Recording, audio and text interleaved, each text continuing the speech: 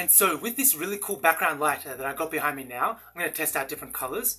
What I actually want to do is I want to make an abridged version, a shorter version of the video that I made previously, and I'll link it down in the description below, where I talked about whether or not we need recessions to rein in booms, some sort of economic expansions or bubbles, whatever you want to call them. And this video is going to be shorter specifically because I'm not going to explain the models. I'm just going to go through them. And what I'm hoping is that by using After Effects, I can just make really cool graphics. I can make it go a little bit smoother and there's more happening on the screen because as I'm talking and explaining what's happening in these graphs, basically the graphs are going to get drawn in front of you. So hopefully it looks really, really cool. And so with that out of the way, let's get into the video. I'm actually going to have the same setup and I'm going to have the Phillips curve again.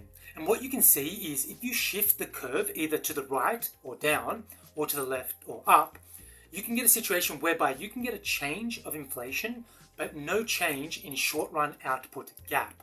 And this scenario I'll actually get to after, but first I actually want to move along the curve. And more specifically, I want to move in a northeasterly direction. So we get a positive change of inflation, and that is paired with a positive short run output gap.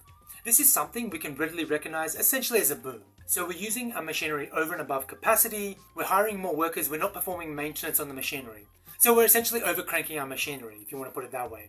And what you will notice is that if that shock recedes, both of them, the thing that's causing both inflation and the output gap, when it goes to zero, when it goes to rest, it's not that inflation has gone down to zero.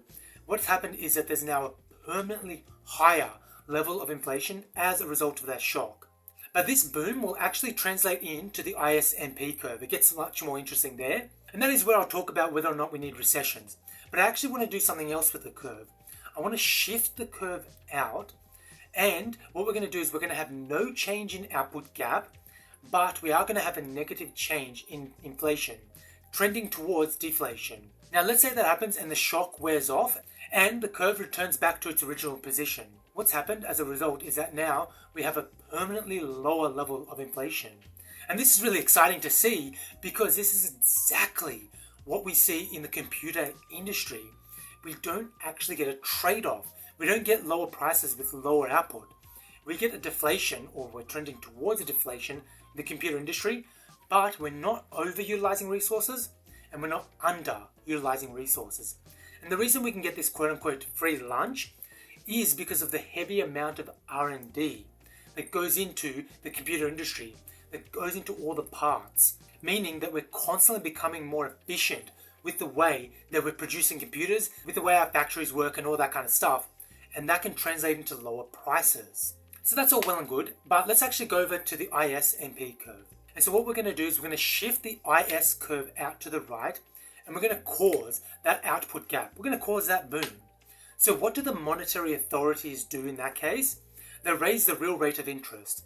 One thing you have to forgive about this model is that it assumes that the central bank controls the real rate of interest, whereas really it controls the nominal rate. But with that out of the way, the monetary authorities, they're actually going to raise the real rate of interest to then induce the businesses to lower their investment and eventually lower the use of their machinery because they know that this boom is unsustainable.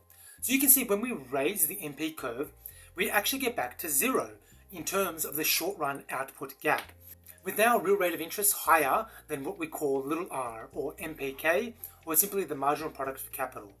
Now you may be wondering, is this a free lunch?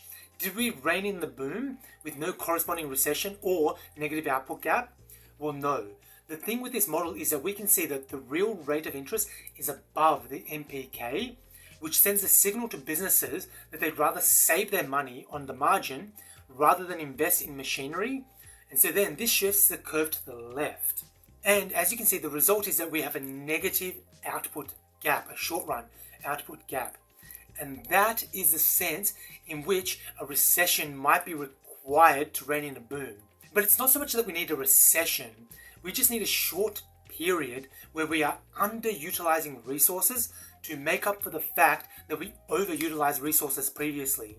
And in that period where we are underutilizing resources, that is where the machinery gets repaired, people get let off, we don't use the machinery as much, and we can get to a point where the monetary authorities can once again lower the real rate of interest, and we can return to equilibrium, where the short run output gap is zero, where machinery is now once again being used at its potential. One final note I'll end on is that actually in this model, when we consider the deflation in the computer industry, you will see that nothing changes in the model. How cool is that? Because there's no change in the short run output gap.